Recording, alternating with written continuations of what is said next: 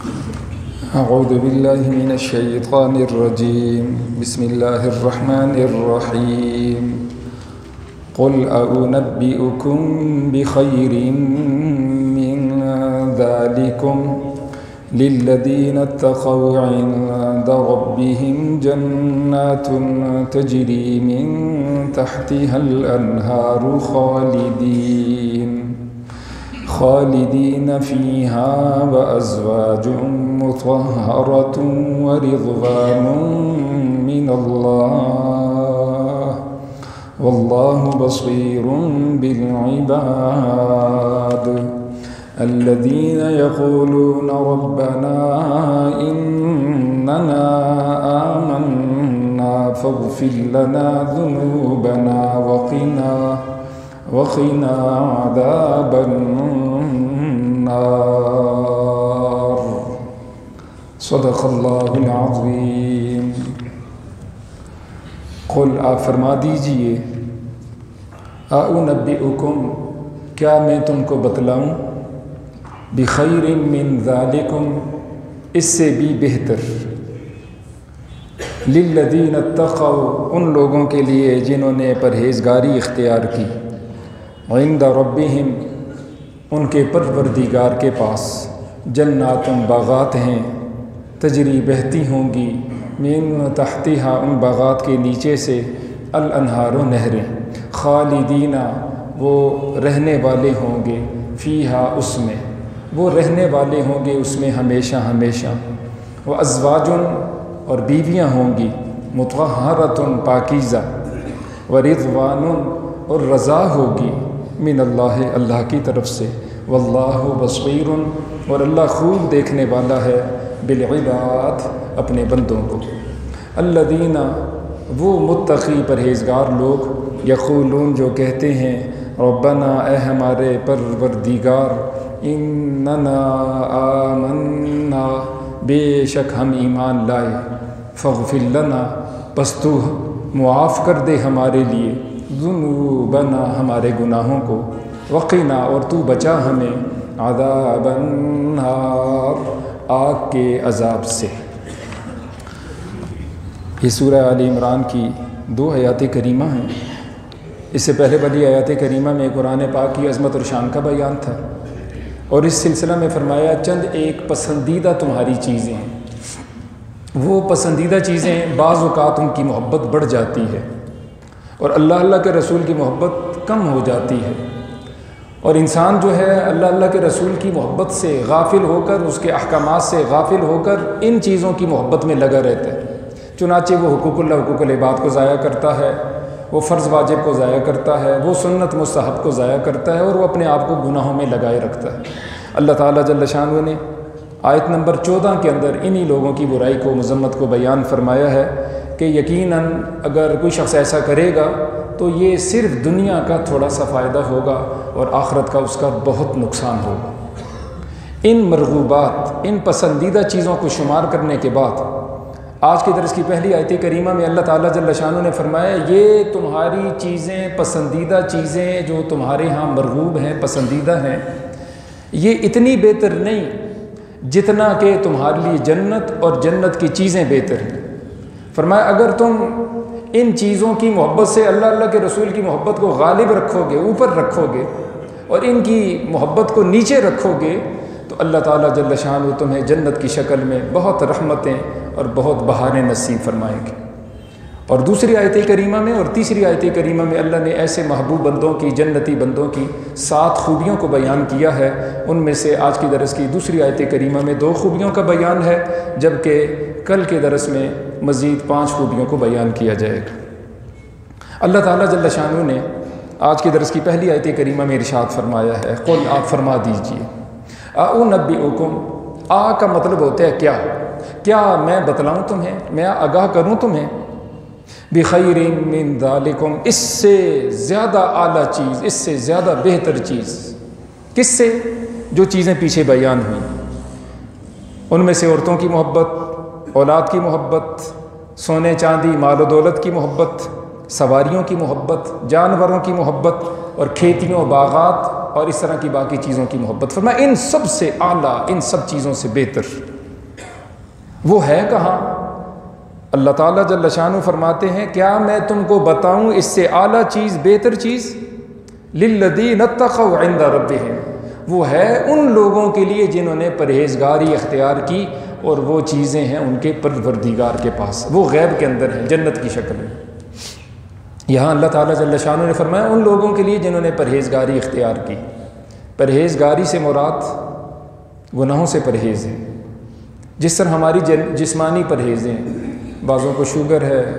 بعضوں کو blood pressure ہے، بعضوں کو اور تکالیف ہیں، تو جب ان کا معالج ان کو بتاتا ہے دیکھیں آپ نے یہ چیزیں استعمال نہیں کرنی، یہ آپ کے لیے مضر ہے، تو ایک معالج کے کہنے کی وجہ سے ہم وہ چیزیں چھوڑ دیتے ہیں، یا تو کلیتاً چھوڑ دیتے ہیں یا جزوی طور پر چھوڑتے ہیں، اور اگر کبھی ہم ان کو استعمال بھی کریں تو ڈر ڈر کے استعمال کرتے ہیں کہیں ایسا نہ ہو کہ میرے جسم کو نقصان ہو۔ ایک صاحب تھے تو ان کو یہ مختلف بیماریاں تھیں، ان کے معالجین ان کو بتایا کہ آپ نے یہ چیزیں استعمال نہیں کرنی، لیکن وہ کچھ پرہیز نہیں کرتے تھے۔ تو جب ان کو گھر والے یا دوست احباب کہتے تھے دیکھیں آپ پرہیز کریں، آپ کو طرح طرح کی بیماریاں، تو عجیب جملہ کہتے تھے، کہتے یہ پرہیز کرنا پرہیزگاروں کا کام ہے،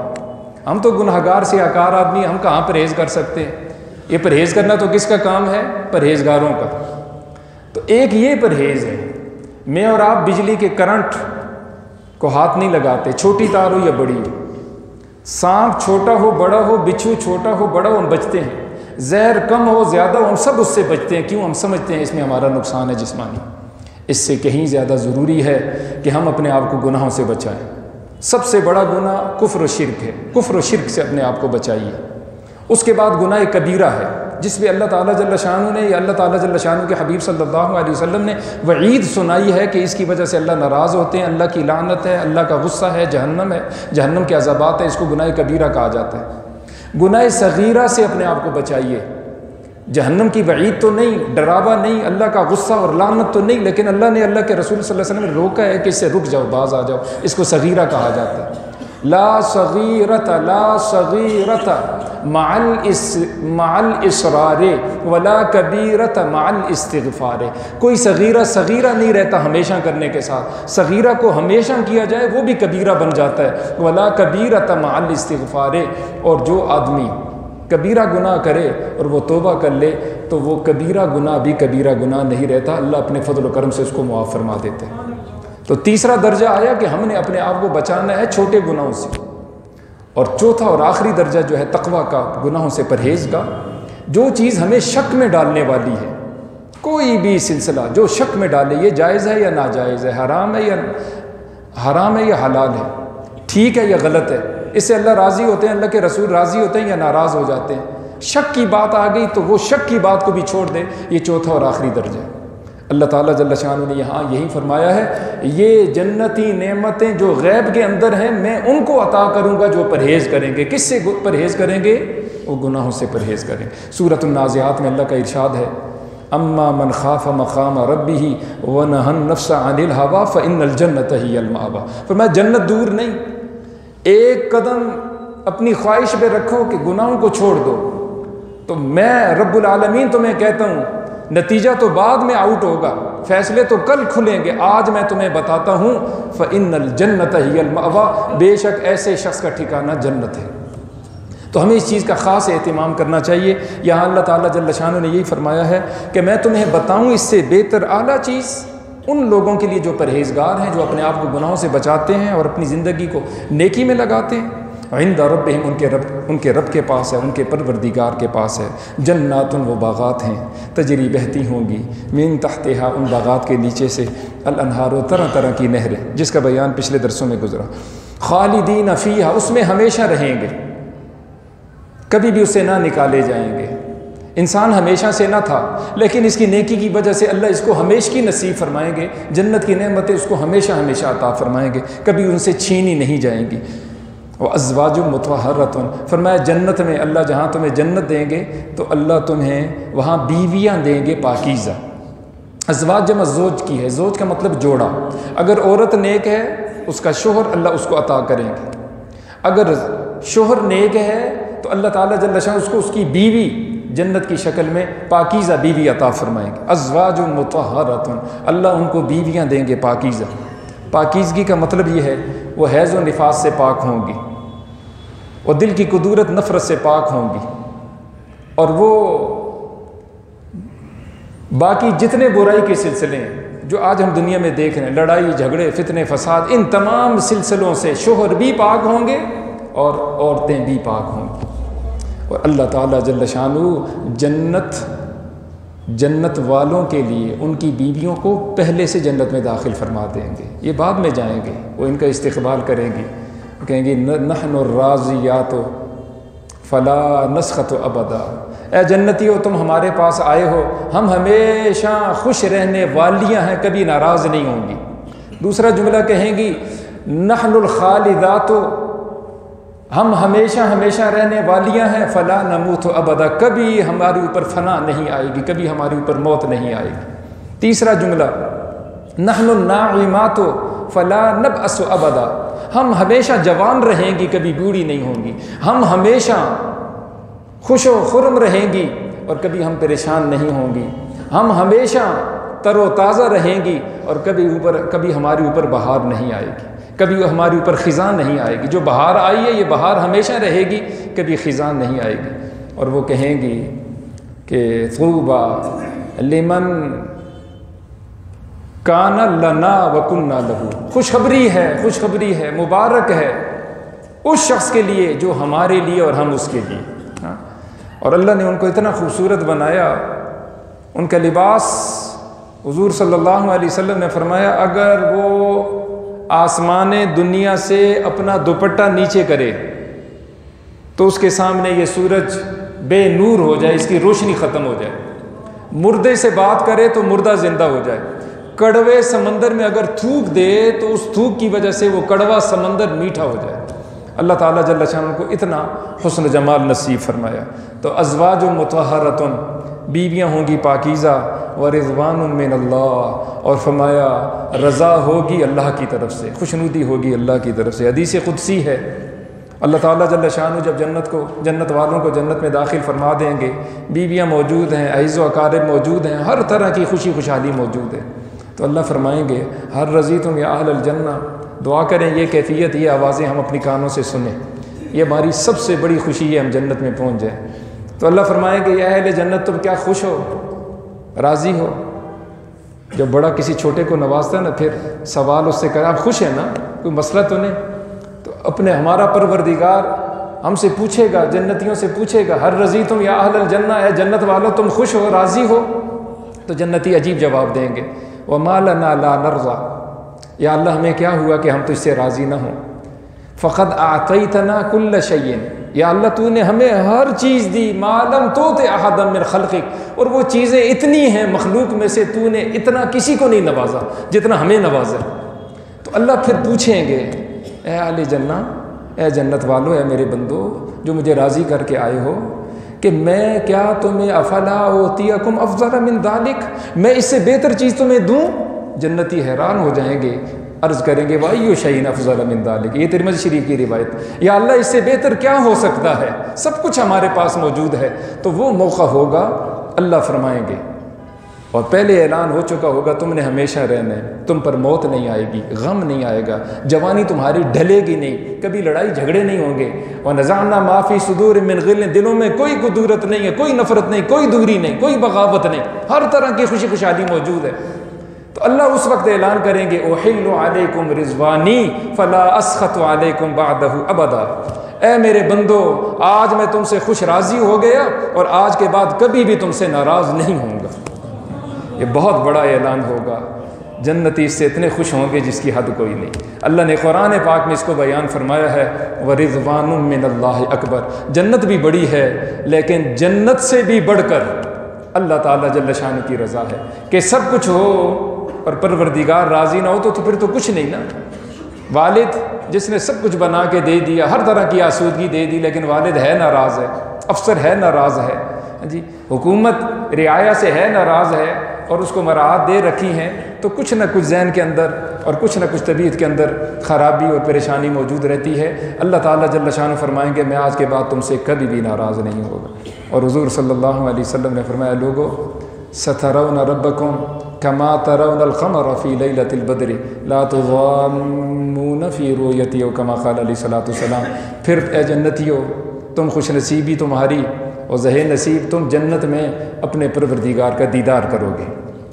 اور یوں دیدار کرو گے جس طرح تم 14ویں کی رات میں 14ویں کے چاند کا دیدار کرتے ہو، کسی کو کوئی دقت نہیں ہوگی کہ جی ہٹیں جی میں دیکھنا چاہتا ہوں، میں دیدار کرنا چاہتا ہوں، ہر ایک سہولت کے ساتھ آرام کے ساتھ اپنے پروردگار کا دیدار کرے گا۔ بعضوں کو روزانہ دیدار ہوگا، بعض کو جمعے کو، بعضوں کو مہینے میں ایک دفعہ، اور بعضوں کو زیادہ وقفے کے ساتھ اپنے درجوں کے مطابق اللہ تعالیٰ جل شانہ اہل جنت کو اپنا دیدار عطا کریں گے، جس سے ان کے حسن میں اضافہ ہو جائے گا اور ان کی صفتوں میں اضافہ ہو جائے گا۔ اللہ تعالیٰ جل شانہ نے فرمایا ورضوان من اللہ، دیکھو یہ محبتیں جو پیچھے بیان ہوئیں دنیا کی، ان کو نیچے رکھو، اللہ کی محبت کو اوپر رکھو، تو ایک دن آئے گا اللہ تم سے راضی ہوگا۔ واللہ بصیر بالعباد، اور یاد رکھو اللہ خوب دیکھنے والا اپنے بندوں کو۔ الیوم عمل ولا حساب، آج کے دن صرف عمل ہے، حساب کوئی نہیں۔ وغدن حساب ولا عمل، اور کل عمل